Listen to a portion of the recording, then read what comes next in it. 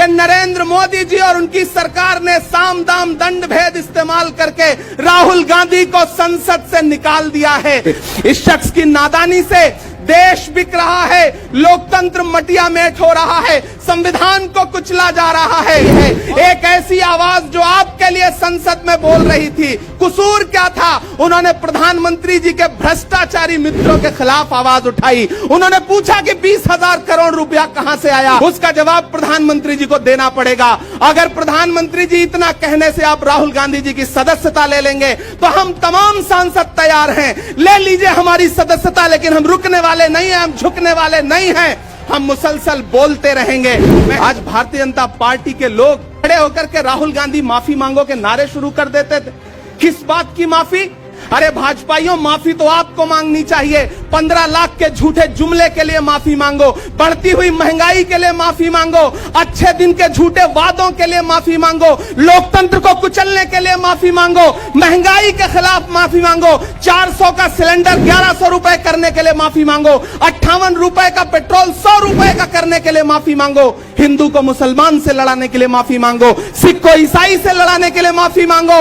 माफी तो तुम मांगो। तो प्रधानमंत्री जी, मैं आपसे पूछना चाहता हूं, हमें अमेरिका में खड़े होकर के आप कह रहे थे कि भारत तो सपेरों का देश है, भारत में पैदा होना तो पाप है। प्रधानमंत्री जी, माफी तो आपको मांगनी चाहिए। मैं कभी कभी सोचता हूं, क्या मुंह दिखाऊंगा महात्मा गांधी को, मैं क्या मुंह दिखाऊंगा राजीव जी को, हम क्या मुंह दिखाएंगे इंदिरा जी को कि उनके वारिस के साथ, उनके घर के चश्मो चिराग के साथ इस तरह की अपमानजनक बातें की जा रही हैं और देश खामोश बैठा है।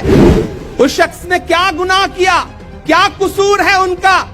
उनका कसूर इतना है कि जब देश में नफरतें सर चढ़ करके बोल रही थी तो उस शख्स ने कहा कि मैं भारत जोड़ने के लिए अपने पैर के छालों की परवाह किए बगैर 4000 किलोमीटर चलूंगा। ये कसूर है राहुल गांधी का। क्या जुल्म कर रहा हूं, मुझे मार दीजिए। जो जख्म बांटते हैं उन्हें जीस्त पे है हक, मैं फूल बांटता हूं, मुझे मार दीजिए। ये और राहुल जी के मेरे भाई के लहू में भीगे तमाम मौसम गवाही देंगे कि तुम खड़े थे।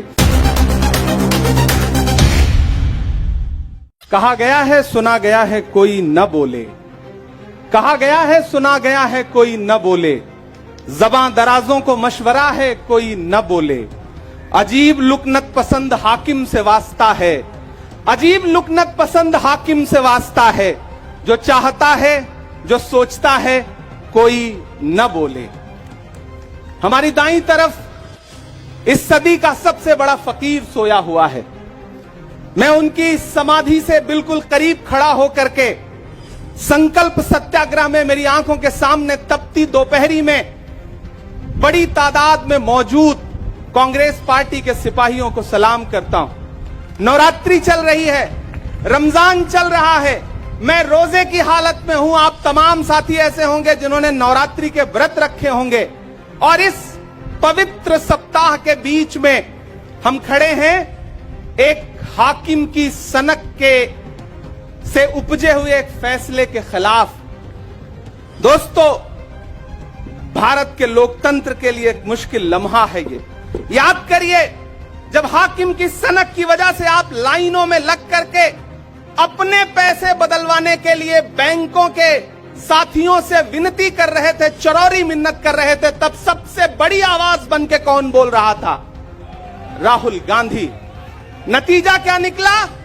उनकी एसपीजी सुरक्षा वापस ले ली गई। याद करिए, जब गब्बर सिंह टैक्स लगा करके छोटे व्यापारियों को बर्बाद करने का सपना पाला था इस सरकार ने, तो सबसे मजबूत आवाज बन के कौन बोल रहा था? राहुल गांधी। नतीजा क्या निकला? हजारों करोड़ रुपए खर्च करके उनके पीछे ट्रोल आर्मी लगा दी गई। उनकी इमेज खराब करने के लिए जितने तरीके अपना सकती थी भारतीय जनता पार्टी उसने अपनाया। याद करिए कि जब राफेल के मुद्दे पर, राफेल में हुई लूट के खिलाफ एक अकेला शख्स पूरे देश में खड़ा होकर के चौकीदार से पूछ रहा था कि आपकी चौकीदारी का सवाल है, बताइए सच्चाई क्या है। तब उनके पीछे 55 घंटे उन्हें ईडी के ऑफिस में बिठा करके पूछताछ की गई। मेरे भाई, उस शख्स ने क्या गुनाह किया, क्या कसूर है उनका? उनका कसूर इतना है कि जब देश में नफरतें सर चढ़ करके बोल रही थी तो उस शख्स ने कहा कि मैं भारत जोड़ने के लिए अपने पैर के छालों की परवाह किए बगैर 4000 किलोमीटर चलूंगा। यह कसूर है राहुल गांधी का। यह कसूर है राहुल गांधी का कि वह एक शहीद पिता के बेटे हैं। यह कसूर है उनका। यह कसूर है उनका कि उनकी दादी ने इस देश की मिट्टी के लिए अपने खून का एक एक कतरा कुर्बान कर दिया। यह कसूर है उनका। आज भारतीय जनता पार्टी के लोग हाउस में खड़े होकर के सदन शुरू होते ही 1 मिनट भी सदन नहीं शुरू हुआ रहता था और खड़े होकर के राहुल गांधी माफी मांगो के नारे शुरू कर देते थे। किस बात की माफी? क्योंकि वो भारत जोड़ रहे हैं, वो लोकतंत्र को बचाने की बात कर रहे हैं। अरे भाजपाइयों, माफी तो आपको मांगनी चाहिए। 15 लाख के झूठे जुमले के लिए माफी मांगो, बढ़ती हुई महंगाई के लिए माफी मांगो, अच्छे दिन के झूठे वादों के लिए माफी मांगो, लोकतंत्र को कुचलने के लिए माफी मांगो, महंगाई के खिलाफ माफी मांगो, 400 का सिलेंडर 1100 रुपए करने के लिए माफी मांगो, 58 रुपए का पेट्रोल 100 रुपए का करने के लिए माफी मांगो, हिंदू को मुसलमान से लड़ाने के लिए माफी मांगो, सिख को ईसाई से लड़ाने के लिए माफी मांगो। माफी तो तुम मांगो। और अगर तुम ये कहते हो कि राहुल गांधी ने विदेश में जाकर के भारत का अपमान किया, तो प्रधानमंत्री जी, मैं आपसे पूछना चाहता हूं कि जब दोहा में, शंघाई में, कैलिफोर्निया में, अमेरिका में खड़े होकर के आप कह रहे थे कि भारत तो सपेरों का देश है, भारत में पैदा होना तो पाप है, प्रधानमंत्री जी, माफी तो आपको मांगनी चाहिए। मैं आज प्रियंका दीदी को सुन रहा था, मेरी आंखों में आंसू थे उनका भाषण सुन करके। पिछले कुछ हफ्तों में 2 बार मेरी पलकें नम हुई। पहली बार तब हुई जब हम संसद भवन से तमाम सांसद निकल रहे थे और एकाएक हमने सीपीपी ऑफिस में देखा कि राहुल गांधी जी को 2 साल की सजा दे दी गई। उन लम्हों में मेरी आंख में आंसू थे। मैं शायर हूं तो मैं भावुक हूं, शायद इसलिए मेरी आंखें नम हो जाती हैं ऐसे लम्हों में। आज जब प्रियंका जी बोल रही थी तो मैं उन्हें सुनकर के भी मैं नम हो गया। ये जुल्म है कि जुल्म को कहता हूं साफ जुल्म। यह जुल्म है कि जुल्म को कहता हूं साफ जुल्म। क्या जुल्म कर रहा हूं? मुझे मार दीजिए। जो जख्म बांटते हैं उन्हें जीस्त पे है हक। मैं फूल बांटता हूं, मुझे मार दीजिए। फिर उसके बाद हिंदुस्तान वालों, फिर उसके बाद शहर में नाचेगा हू का शोर। फिर उसके बाद शहर में नाचेगा हू का शोर। मैं आखिरी सदा हूं, मुझे मार दीजिए। मेरे भाई, इस देश के लोकतंत्र को बचाने के लिए जो सबसे बड़ी आवाज है इस देश के, उसको मारने की, उसको कुचलने की जो कोशिश है, उसके खिलाफ आपको खड़ा तो होना पड़ेगा, आपको बोलना तो पड़ेगा। मैं कभी कभी सोचता हूं कि जब मैं कभी समाधि पर जाऊं तो क्या मुंह दिखाऊंगा महात्मा गांधी को, मैं क्या मुंह दिखाऊंगा राजीव जी को, हम क्या मुंह दिखाएंगे इंदिरा जी को कि उनके वारिस के साथ, उनके घर के चश्मो चिराग के साथ इस तरह की अपमानजनक बातें की जा रही हैं और देश खामोश बैठा है।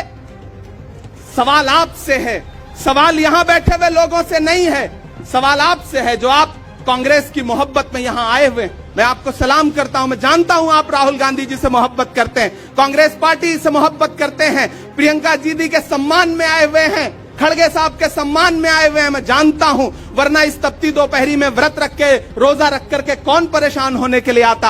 आपको मोहब्बत है पार्टी से, लेकिन नया पाने की चाहत में पुराना छूट जाता है। तुझे अपनाऊं तो मुझसे जमाना रूठ जाता है। मोहब्बत पढ़ने लिखने में बहुत आसान है, लेकिन मोहब्बत को निभाने में पसीना छूट जाता है। मैं जानता हूं कि आप पसीने के बीच भी, आप तपती दोपहरी के बीच भी यहां बैठे हैं। क्यों? क्योंकि आपके मन में पीड़ा है। आप देख रहे हैं कि लोकतंत्र को किस तरह से कुचला जा रहा है।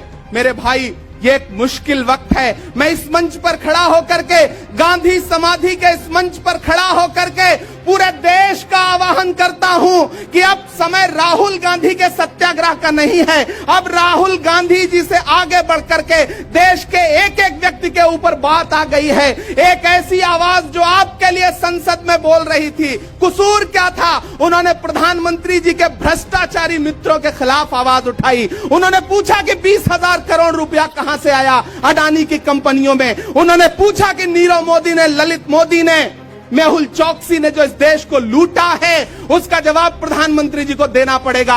अगर प्रधानमंत्री जी इतना कहने से आप राहुल गांधी जी की सदस्यता ले लेंगे तो हम तमाम सांसद तैयार हैं, ले लीजिए हमारी सदस्यता, लेकिन हम रुकने वाले नहीं हैं, हम झुकने वाले नहीं हैं, हम मुसलसल बोलते रहेंगे। मैं हिंदुस्तान के लोगों से कहना चाहता हूं कि हमने सहराओं में हासिल किया आसानी से, तुम समंदर में भी रहकर न मिले पानी से। ये सियासत के दिए सबके हवाले न करो, मुल्क बिक जाता है एक शख्स की नादानी से। इस शख्स की नादानी से देश बिक रहा है, लोकतंत्र मटिया मेट हो रहा है, संविधान को कुचला जा रहा है।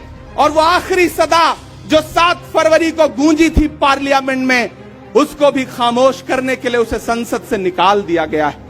मैं देश से कहना चाहता हूं कि उन्होंने राहुल गांधी जी को संसद से निकाल दिया है। देश सुने इस बात को कि नरेंद्र मोदी जी और उनकी सरकार ने साम दाम दंड भेद इस्तेमाल करके राहुल गांधी को संसद से निकाल दिया है। अब देश के ऊपर फैसला है, उन्होंने संसद से निकाला है। देश के लोगों, राहुल गांधी को अपने दिल में रखो, अपने दिल में बिठाओ, निकलो पूरे देश में, करो सत्याग्रह। देखते हैं इस हुकूमत की तानाशाही में कितनी ताकत है। अगर कांग्रेस का एक एक कार्यकर्ता जो अपने घरों पर कहीं बैठा हुआ है, मैं उससे भी आह्वान कर रहा हूं कि राहुल गांधी से बढ़कर के ये मसला इस देश के लोकतंत्र तक आ गया है, इसे बचाइए। और राहुल जी शायद अपने घर पर होंगे, यहां हम हजारों की तादाद में उनको समर्थन देने के लिए जुटे हैं। मैं तो बस इतना कह रहा हूं कि मेरे भाई, आपको एक बात समझनी है, और वो ये है कि इस मुश्किल वक्त में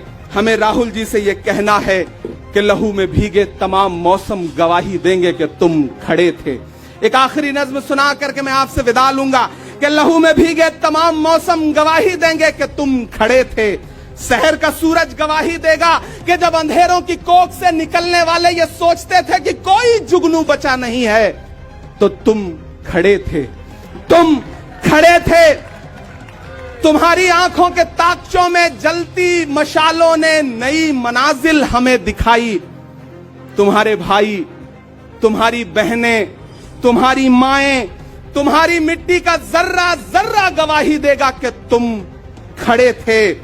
हमारी धरती के जिस्म से जब हवस के मारे ये सोचते थे कि सियाह जोंकों की तरह चिमटे, तो तुम खड़े थे।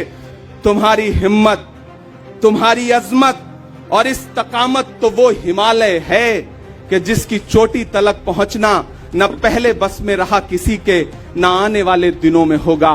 सो आने वाली तमाम नस्लें गवाही देंगी कि तुम खड़े थे, कि तुम खड़े थे। हम तमाम लोग, मैंने कहा ना, बहुत सारे लोग यहाँ व्रत रख करके आए हुए हैं, मैं रोजे से हूं। हम तमाम लोग इस देश के लोकतंत्र को बचाने के लिए राहुल गांधी जी के साथ अलल ऐलान खड़े हैं, खड़े रहेंगे और एक एक सांस तक उनके साथ खड़े रहेंगे। ये हमारा राहुल गांधी जी से वादा है।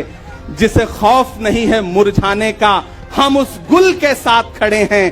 कैसा भी दौर आए, लेकिन हम राहुल के साथ खड़े हैं।